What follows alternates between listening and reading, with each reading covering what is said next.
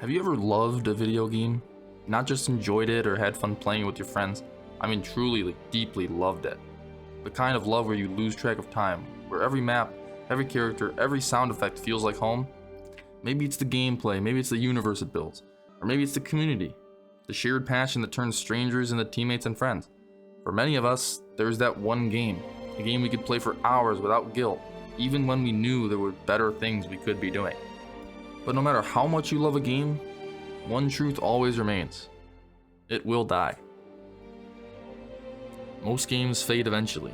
Some burn out quickly, others stick around for years. A few like Minecraft or Fortnite manage to stay relevant for every second of every hour of every day. But even Fortnite, for all its success, saw its original mode Save the World, a project that took nearly a decade to make, quietly fade into irrelevance. Still, no game has had such a drawn-out, embarrassing, and controversy-filled collapse quite like the game we're talking about today. The game that I love. Overwatch.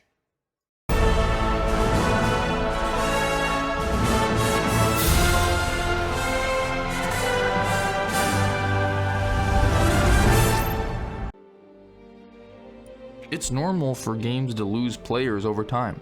Tastes change, people move on, but Overwatch didn't just fade, it was driven into the ground. And the blame? That falls squarely on Activision Blizzard. From the moment Overwatch was announced in 2014, the hype was unreal. And when it finally launched in 2016, it instantly had a passionate, die-hard community. People didn't just play the game, they believed in it. But over time, Blizzard's decisions, both inside the game and out, slowly chipped away at everything that made it special. As of the time of this recording, Overwatch sits at around 35,000 players. Concurrent players, just a fraction of its former glory. And with every new patch, every update, every reveal, it feels like the remaining fans are given one more reason to walk away. But to really understand what happened, we need to go back all the way to the beginning. You know, the world could always use more heroes. When Overwatch was first revealed in 2014, it was massive news. Blizzard at the time was one of the most respected names in gaming. The hero shooter genre was still fresh, and the cinematic trailer alone made it clear how much love was being poured into the project. And when it launched in 2016, it delivered. 21 unique heroes, objective-based gameplay, focused on team coordination, 3 game modes, 12 beautifully designed maps, each tied to a character's backstory. It felt like everything had meaning. Every pixel had purpose. Blizzard wasn't just making a game, they were creating a universe, and leading the charge was none other than Jeff Kaplan, whose developer updates quickly became a beloved part of the Overwatch experience. The community responded in full force, Twitch exploded with Overwatch content. Streamers like Seagull, Emong, and Tim the Tatman showcased what the game looked like at its highest level. What? Fixed! This hook is fixed! Are you kidding? It only hooks the people with small dicks. And not only did they show how much fun it was to play at the top, they showed how much fun it was to just play with your friends. By the end of 2016, Overwatch was at its peak. 2 new heroes had been released, with a third on the way. Holiday events brought limited time game modes and a flood of new skins. Opening loot boxes on Christmas morning? Incredible. It truly felt like Blizzard just wanted to make the best game possible, something that feels increasingly rare today. Balance changes came regularly, developer updates were transparent, the fan base was happy. Overwatch even won Game of the Year at the Game Awards, the only first-person shooter to ever do so. Overwatch had reached the mountaintop. On behalf of the Overwatch development team and everyone at Blizzard that helped make this game happen, thank you so much.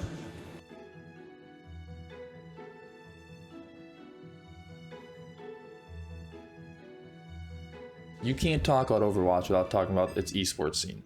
The Overwatch World Cup started in 2016 and delivered unforgettable moments. And personally, as a viewer and someone who played at the time, it was incredible to see the best of the best battle it out for their own country. It was what felt like a once-in-a-lifetime experience in the world of gaming, for me at least. Due to the success of the Overwatch World Cup, Blizzard eventually created their own pro league, obviously called the Overwatch League. Blizzard Entertainment is proud to announce the Overwatch League. It took things to the next level. In-game skins you could buy to support your favorite team. And if that wasn't enough, in real life jerseys you could buy. Full branding. The inaugural season was huge, with millions of viewers and sold out arenas. My personal favorite memory was watching the Shanghai Dragons lose every single game in the inaugural season, and a few after that. 42 straight losses, a record in all of professional sports. Shanghai Dragons seem condemned to an eternal torture where victory is perpetually just a little bit out of reach. You have to get really deep into some obscure traditional sports to find any team that's ever done worse.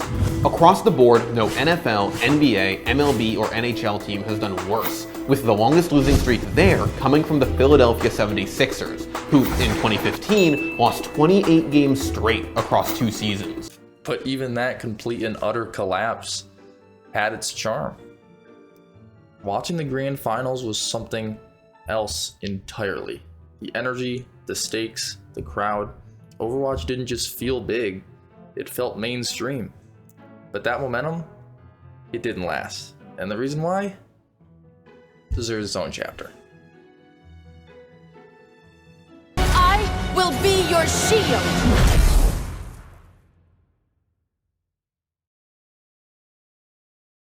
If you played Overwatch back in the day, that 5-second clip probably just sent shivers down your spine. Me personally, I still wake up in a cold sweat every few months because of my experiences with that thing. If you have no idea what I'm talking about, meet Brigitte, or more commonly referred to as Brig, the worst balancing decision Blizzard has ever made. And trust me, that's a high bar to clear. She had everything that you could ask for as a player: burst healing, one-shot combo, a personal shield with 600 HP, and an ultimate that added 150 armor to her entire team.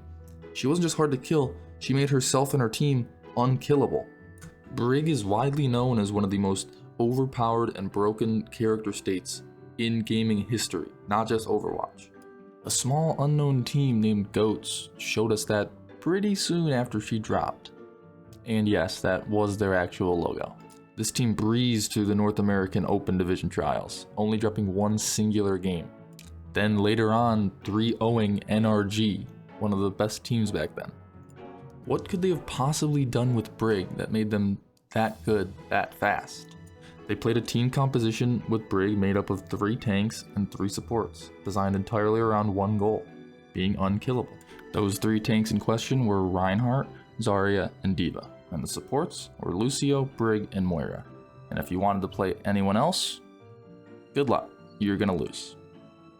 It worked so well that the composition was named after the team who made it, Goats.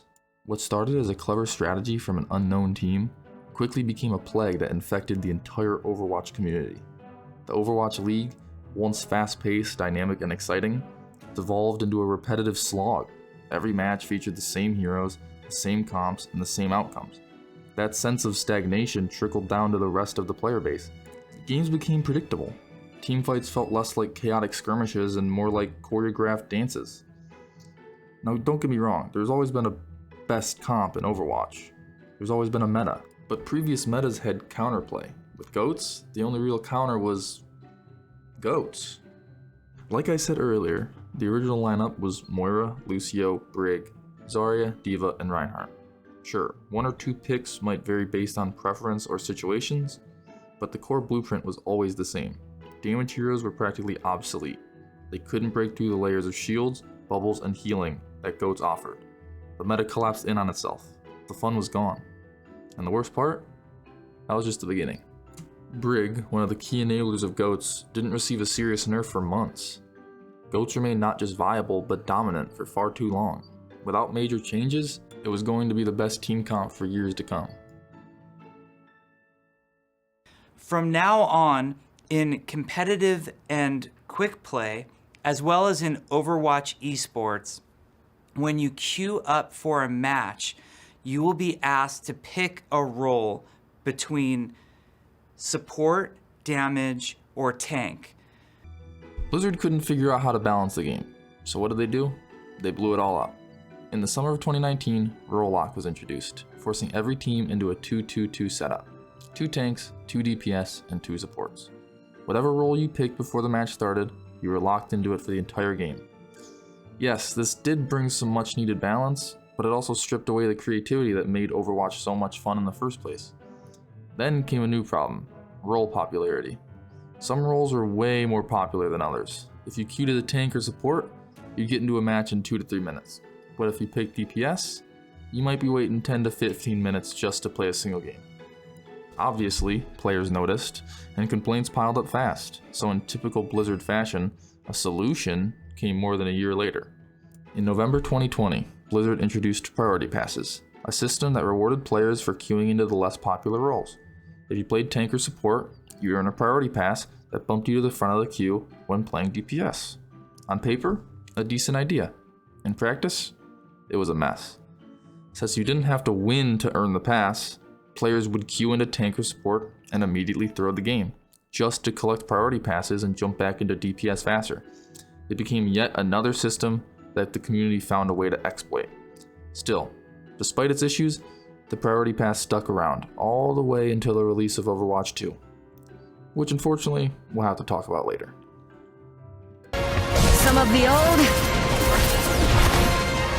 some of the new.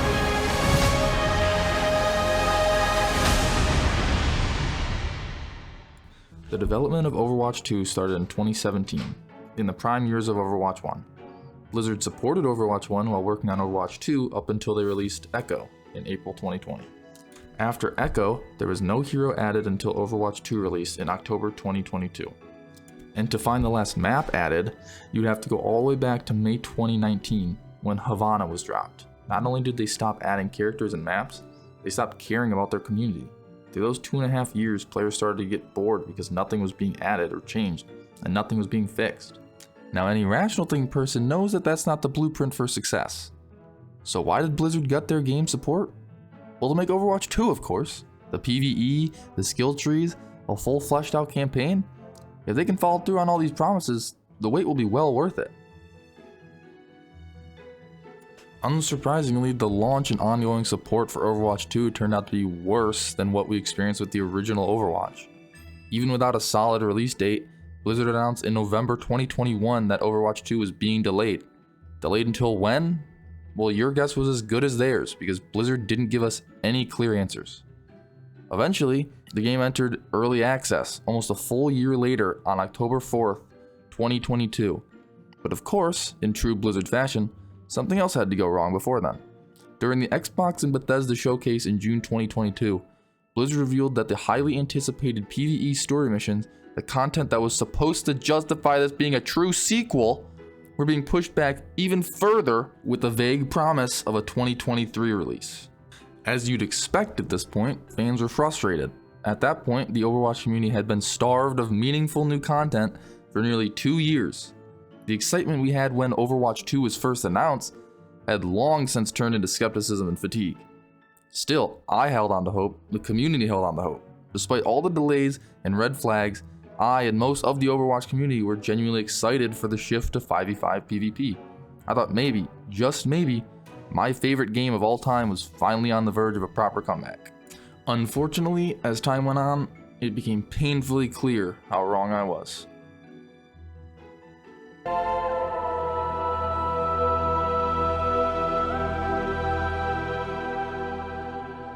October 4th, 2022. Overwatch 2 finally launched. And at first, I was actually having a lot of fun with the new 5v5 format. It felt fresh, most of the community seemed to be enjoying it too. The switch from 6v6 to 5v5 gave returning players something new to sink their teeth into, and the free-to-play model brought in a massive wave of new players. Though let's be honest, the surge wasn't because the gameplay was groundbreaking, it was because the game was finally free. But as the initial hype faded and players, especially those at the top ranks, spent more time with 5v5, the flaws in the new system started becoming impossible to ignore. The biggest issue? The tanks. With only one tank slot per team, Blizzard had to make sure every tank was capable of standing on their own. There was no more off-tank rule. Every tank had to be a main tank, and Blizzard's solution to that was to buff the ever-living out of every tank on the roster. The result? Tanks weren't just central to the team, they were the team. Matches started to feel like 1v1 duels between tanks, with the remaining 8 players just kind of existing as background noise. If your tank died, the team fight was over, full stop. And over the course of an entire match, the outcome often boiled down to which tank was better. That was it. On top of that, the new solo tank dynamic supercharged the importance of counterpicking. In Overwatch 1, sure, counterpicking existed, but smart play and mechanical skill could help you overcome unfavorable matchups. In Overwatch 2, that flexibility was almost completely gone. If you didn't swap to counter the other team, you just couldn't compete. It turned strategy into rock, paper, scissors. Now, because counterpicking was so important to the game, thankfully, like in the original Overwatch, at least every hero was available to everyone at launch, so you could counterpick freely. Wait, what? Yes, inconspicuous trolley front door revealed. Grab the gold! And... Boom?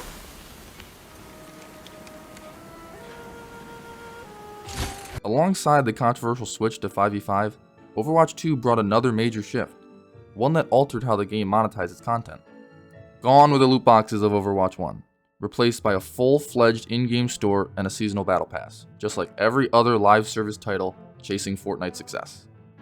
To be fair, it made sense on paper. Overwatch 2 was now free to play, and Blizzard had to generate revenue somehow, but as I've been reminding you throughout this video, Blizzard can't seem to implement anything without tripping over themselves. The in-game store was a disappointment. It was filled with uninspired skins, lazy recolors, and prices that felt completely disconnected from reality. We're talking $10 to $20 for a single skin. Let that sink in. One cosmetic that you can't see while you play. $20. And if you're somehow thinking, okay, maybe that's just industry standard now. Hold on, because it gets worse. Blizzard's new Battle Pass didn't just lock away cosmetics, it locked away heroes, core gameplay content, in a hero shooter. If you didn't buy the premium pass, you had to grind for hours, sometimes weeks, to unlock new characters. This wasn't just annoying, it was actively harmful to the competitive integrity of the game. Overwatch has always been about counterpicking. Swapping to a specific hero mid-match is a crucial strategic layer, but now, players who didn't open their wallets or dedicate an unhealthy amount of time simply didn't have access to the full roster. One of the worst examples of this was the release of Mauga. Much like Brig, when Mauga dropped, the best counter to Mauga was himself. And unless you had the battle pass or spent weeks trying to grind through the free track, you couldn't play him. Your team was instantly at a disadvantage if the other team paid up and yours didn't. Returning players trying to get back into the game like myself were pushed away by this feature. Coming back to a game and consistently playing with a disadvantage was a major reason why I and many others stayed away from Overwatch 2. For nearly 2 years, I was locked out of at least 5 heroes. That might not sound like much out of a 30+ hero roster, but you have to take into account that every hero Blizzard created was accidentally released in a broken state. Surely that wasn't to make their players fork up even more money. In the rare case a new character wasn't broken or had been nerfed, not having that option to counter other busted tanks was simply a disadvantage. It created a clear divide between paying players and everyone else. Down the line, Blizzard did end up realizing how much of a problem this was for their competitive players, and decided all heroes were once again free to play. But they should have realized that before they even decided to put it into action. Okay, let's take a step back. Once you look past all these missteps and mishaps with Overwatch 2, you can at least look forward to the PvE campaign, with skill trees and a bunch of new features.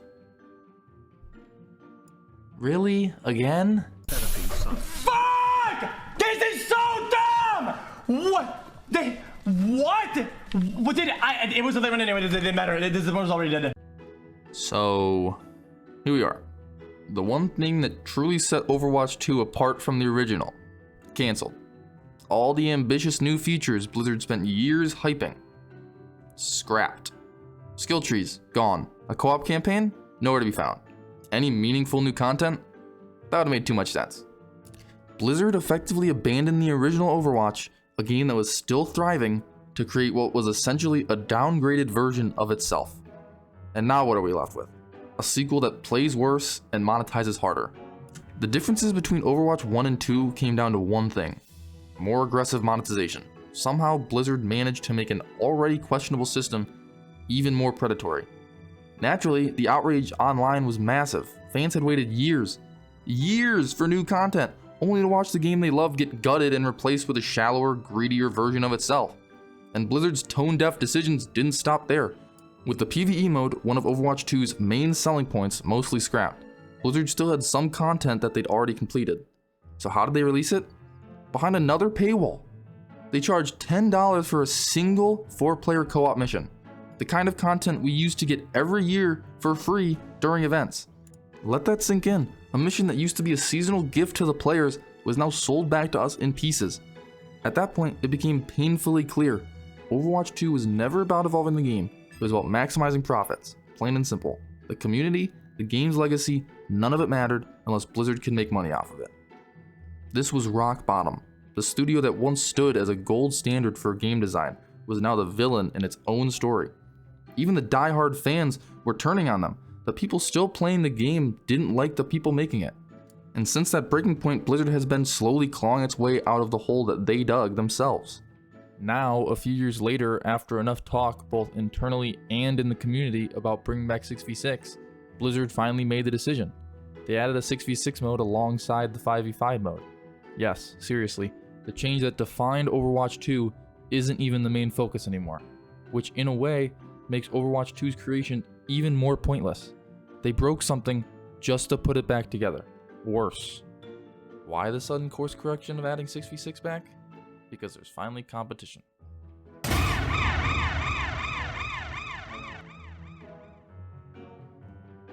On December 6, 2024, Marvel Rivals launched to overwhelmingly positive reception, quickly pulling in over 20 million players within its first 10 days. The game debuted with 33 playable characters, and one of its biggest strengths was its roster, packed with iconic, instantly recognizable heroes and villains from the Marvel Universe. That familiarity alone was enough to draw massive interest, as players were eager to jump into a world they already knew and loved. Obviously, name recognition can only carry a game so far. If that were all Marvel Rivals had going for it, the hype would have faded fast. Instead, the game delivered fast-paced, engaging gameplay that kept players invested, paired with a highly responsive development team that rolled out frequent and meaningful updates. The combination of those two things helped Marvel Rivals turn early excitement into real staying power. And just like any hero shooter, they obviously were going to need to add more heroes. And with Marvel, that was most definitely not a difficult task. Thousands of characters at their disposal already created for them. Waiting to see which hero or villain they were going to adapt next was part of the fun. A new top dog in the gaming scene in the exact same genre as Overwatch should have made Blizzard feel as if they needed to put some extra effort in to keep their players around, instead of going to the competition. But at the time, it seemed as if Blizzard didn't think Marvel Rivals was a real threat, as if it was just a flash in the pan and would die out in a few months. As we know now, that's not exactly how it played out. Marvel Rivals quickly proved it could stand alongside Overwatch as a real competitor in the hero shooter space. When it first launched, the game had a ton of momentum behind it. The Marvel brand, strong marketing, and gameplay that felt familiar to Overwatch players brought in a huge wave of people. For a while, it genuinely felt like Rivals was pulling a big portion of the player base that Activision Blizzard had spent years building. But like most live service games, that initial surge didn't last forever. After about a year, the average daily player count settled somewhere around 70 to 80k. That's obviously lower than the launch numbers, but it's still a solid player base for a competitive multiplayer game. Some players moved on to the next trending title, but the ones who stayed became a dedicated community that kept the game active. In the end, that's what really matters.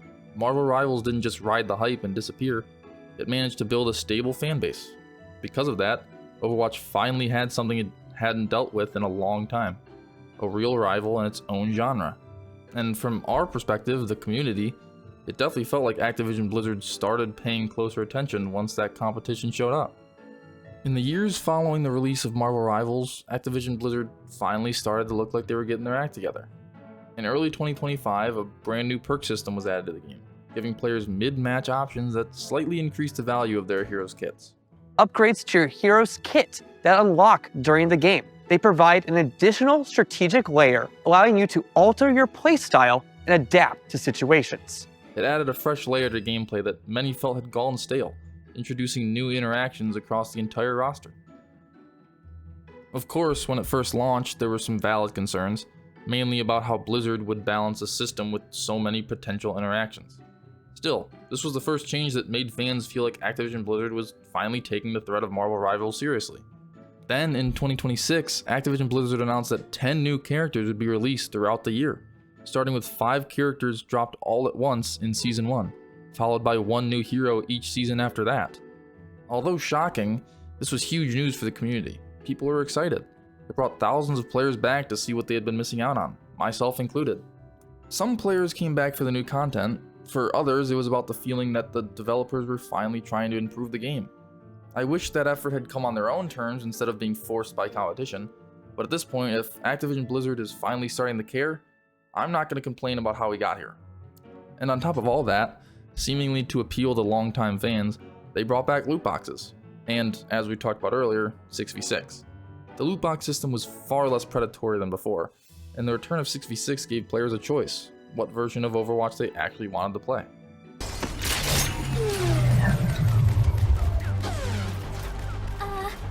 Don't worry, loves. Cavalry's here. So, after all that, where does that leave Overwatch now? After years of missteps, broken promises, and decisions that pushed players away, it finally feels like the game is moving in the right direction again. New systems are being added, more heroes are coming out, old features people enjoyed are returning. And for the first time in a long time, it doesn't feel like Blizzard is ignoring the community. It feels like they're actually listening, like they finally have the right people in place. But it's still hard to ignore everything that came before this. The years without content, the broken promises, and the version of Overwatch that got left behind. Because the truth is, this turnaround doesn't erase any of that.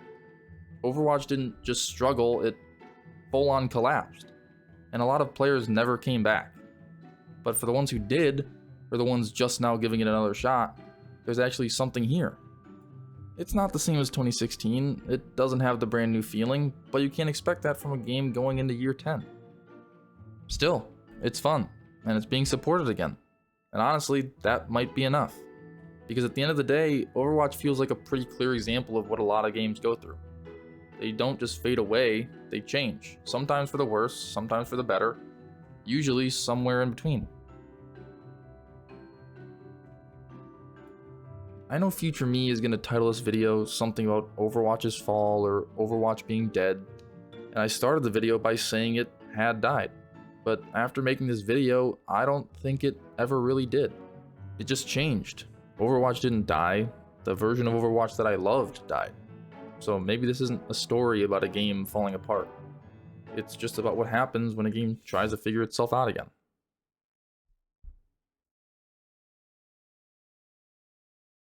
If you're seeing this right now, that means you have watched the whole video, and I thank you for that. If you liked it, let me know. If you didn't like it, also let me know. But this is kind of my first video of this style, so again, any feedback is good. Like and subscribe, gotta throw that in there.